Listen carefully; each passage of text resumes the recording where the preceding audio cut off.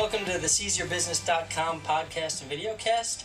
My name's Kevin O'Flaherty from O'Flaherty Law. My co-host, Jim Wazak from Success Enhancement, couldn't be here today, but I'm here with Tom Thornton from Action Screen Print, and today we're going to talk about how to get the most bang for your buck out of promotional materials. So thanks for being here today, Tom. No problem. Glad to be here. So fill me in on what you do and what your background is and why you're great.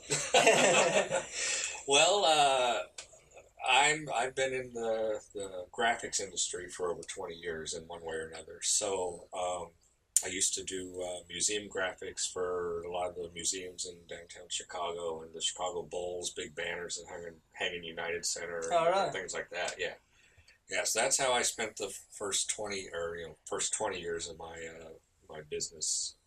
But when that whole industry started changing and the museums put in their own printers, they didn't really need our services anymore. So I made the switch to screen printing, embroidery, and promotional products. So so that's what I'm doing now. So we wanted to talk about how to get the most bang for your buck, and you were telling me offline that you had a lot of research available for what people view the most or what has the most longevity. So fill me in. Yeah, well, we do a lot of research because people, I'll go to an appointment, go see a client, and they'll say, well, what should we do for this event or that? So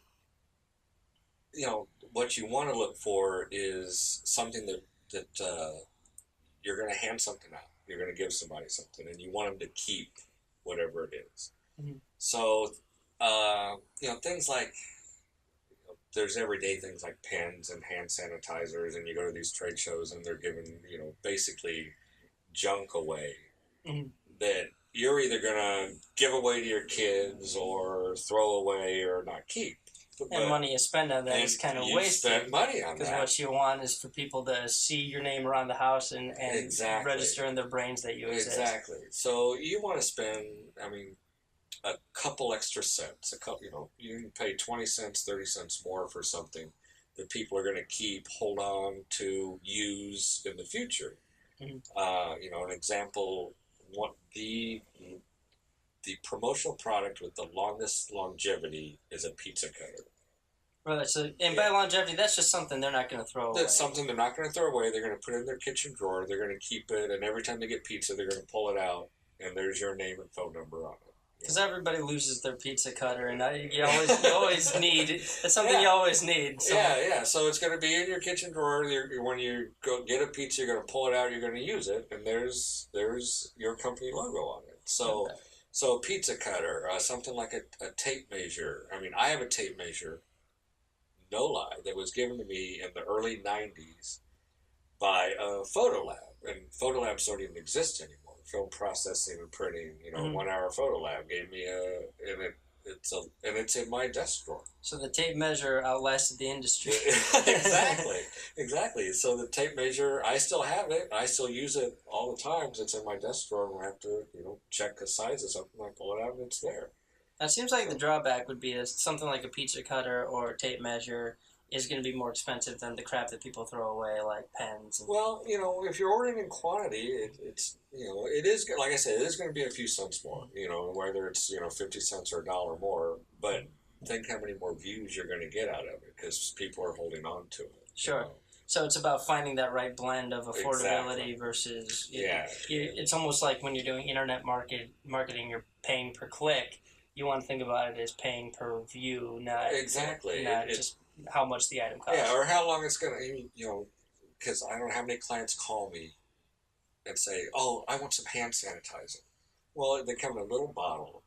If people use hand sanitizer at all, a lot of people are going to throw it away anyway because they don't use it. But the people who do use it, it's a little bitty bottle. They're going to use it up in a week or two, and then it's gone. So, what are some other items that you recommend for longevity purposes? Well, longevity purposes is really anything that people are going to put in their drawer in the kitchen. Whether it's a pie cutter, whether it's a cutting board, whether it's a knife of some sort, or we do the knives that like box cutter type knives. People keep those. I mean, anything that people are going to keep and use, whether it's in their toolbox in their workshop, whether it's in a kitchen drawer, whether it's just they're going to keep around the house and use. So those are the items with the longest longevity, and then you have the items that are the most views per item, which would be something like the cinch bags are really popular. The drawstring bags. Sure. I mean, you go to a dog park or a park on any given day, or even just anywhere, and people are always carrying those things around. Mm-hmm. So those may not have the longest life, but they're going to have a lot of views. They get the most view per piece. Unique views per piece, because I walk my dogs every weekend at the park. Every time I go to the park, I can count at least 15 to 20 people carrying a bag on their shoulder of some sort. So. And unlike with the pizza cutter, you're not just talking about the person you gave it to viewing it. You're talking about everybody. Exactly. Yeah. That's where you get unique views. Is so something like a bag. Because you go to the grocery store, you see people carrying bags. It doesn't have to be the cinch bag, but any type of bag that people can reuse and carry. Because people. They don't want to use the plastic bags anymore, so they take their own bags to the grocery store or wherever they go, and there's your logo on the bag, because people, they reuse them, they save them, they take them places, and every place they go, there's your logo. They're carrying them around. So what else gets it has a high view percentage, I guess. Well, as much as I don't like pens do have a high view. I mean, because but they don't have the longevity. They don't have the longevity. Lost. They run out of ink eventually. There are brands of pens that run out quickly, but we carry the ones that last you at least a little bit of time. But people give, even if they don't use them, they end up giving them away, or lending them to somebody, not getting them back. So they circulate around. So they do get some views, but. So if someone's going to come to you, let's say I own a law firm, and I'm going to come to you and say, listen, I want to do some sort of promotional material. I have no idea what I want to do. What are the first couple things that you recommend? Is it the stuff we discussed? Just say, hey, let's do pizza cutters or cinch bags, or how do you determine what's right for? Well, I try to match it up with the industry. Try to think of something that matches your industry. I mean, attorneys are kind of difficult. I've been told for many reasons. Yeah, but because it's something that there really isn't anything you give out that would match your industry. But some pens work good for attorneys, and the cinch bags work for anybody. I mean, you can go to any event, whether it's an outdoor event, like a 4th of July event or a street party or whatever, and you can give out cinch bags and people are going to use them. Mm. Yeah, but then if we can't match it by industry, we kind of try to match it by the type of event that you're having. We've been having a booth at the town festival, Growth Fest, for the past 5 years. Basically, we've had a booth. And the first year, we just on a whim kind of got some balloons to give out to kids.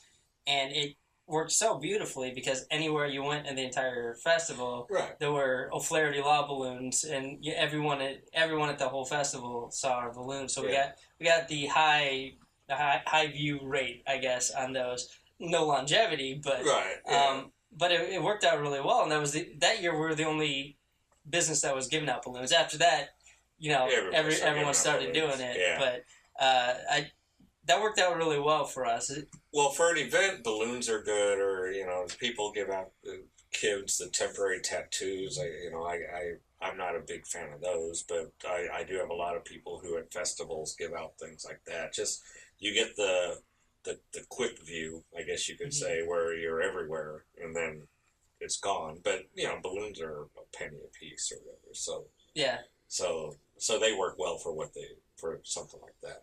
So if I've got in a marketing budget, let's say I've got X amount of dollars that I am going to spend on marketing per month, and I have to divide that between print marketing, whether that's magazines or direct mail, and internet marketing and promotional materials. How would you recommend I, as a business owner, kind of decide, okay, well, the promotional materials are going to be where I should allocate X amount of dollars versus these other, because it's all, the more I hear you talk about it, the more it's all just getting impressions, you know, and they all all those different forms of marketing have the same goal, and how do they work together, or how do you decide how to do it? The thing is, with something like promotional products, people like to get something, you know. When you're talking about a magazine ad, yeah, there's your ad in a magazine, but the people aren't getting anything. When you're handing somebody something, you know, whether it's a balloon or a bag or a pen or anything, people are like, oh wow, they gave me this, you know. So that right there gives you a little bit extra recognition than just seeing an ad in a magazine or something, because people like to get stuff. You know, whether it's a T-shirt or whatever you're handing out, they're going to remember your business because you gave them something. Oh, remember that guy that gave me the T-shirt? Remember that guy that gave my kids the balloon that day? Let's call him. Yeah. Because it's community recognition. In one way or another. So, is there a strategy that I know with other forms of marketing, before you even do it, you're going to want to have a strategy for how broad it's going to be to even be useful. Because if I'm giving out, 3 pens, it's probably not going to be worth, even if it only costs me, $1.50 to do it, there's not going to be much impact. Do you talk to people about kind of coming up with a strategy for how to use promo materials on an ongoing basis, or? Yeah, because you want to plan for your events, and I don't know how many events you do per year, but there are companies that do several events a year, and we kind of try to look at the event, who's coming to the event, how many people are coming to the event, and if it's a trade show or something where there's just going to be a lot of random people, that's the kind of trade show where you want to give out something maybe a little cheaper, like a pen or something like that. But if it's something that's industry specific, that these could be real potential clients, that's where you might want to pay a little bit more and get, say you're a contractor, and this is a contractor specific, or a people who are coming to, that might be thinking about remodeling their homes. You want to give them something a little bit nicer that they're going to keep, because you want your logo because they're really hot leads. Yeah, they're hot leads. So it may be something like the box cutter knife, or something that they're going to, or tape measure that they're going to keep around their house, because then when it comes time to remodel, they're going to say, oh yeah, they gave me that knife, let's call them, or let's look up their number, I know I got their knife in my toolbox, or whatever. Okay. So things like that are gonna, we kind of try to plan for what type of an event that you're going to, or that it's going to be at, that you're giving away things, because it depends on if it's a hot lead, or just the general public where people are going to be grabbing something. Sure. So any other wisdom about promotional material strategy that you want to share that we haven't covered? Let's see. Well, I mean, there's always there's so much stuff. People think of promo items just as you don't really think about it unless you're doing it, and there's just so much that goes into it that you don't even think about. But you want to give me a couple bullet points that you can think of off the top of your head that people should be considering when it is time to do promo items? Well, it's it's like anything else. You get out of it what you put into it. I mean, if you can't really go into it thinking about you just want to do something cheap, because I know the company I work for, we always say, we're not going to be the cheapest in town, but we're going to give you guidance along the way. You don't want somebody, if you go to get promo items, you don't want to just go anywhere, because there really has to be some thought put into it. And you help come up with the strategy. It will help come up with a strategy. We'll help come up with the right kind of product. And you really do need to put some thought into it. I mean, it's not something where you just go to a website and say, oh, these would be nice to give out. Okay. Because you want to go to somebody who's going to help you along the way. Sure. help you evaluate the event, see if it's something that you should maybe spend 20 cents more on an item and give them something that's going to last a little longer, or whether it's something that's going to get, you can get a bag to hand out for a couple bucks, and those bags are going to get you a lot of views. So if someone wants to reach you and they need some advice on promo items, how can they reach you? They can call Action Screen Print. The number is 630-940-3830, or email me at tom@actionprint.com. Okay.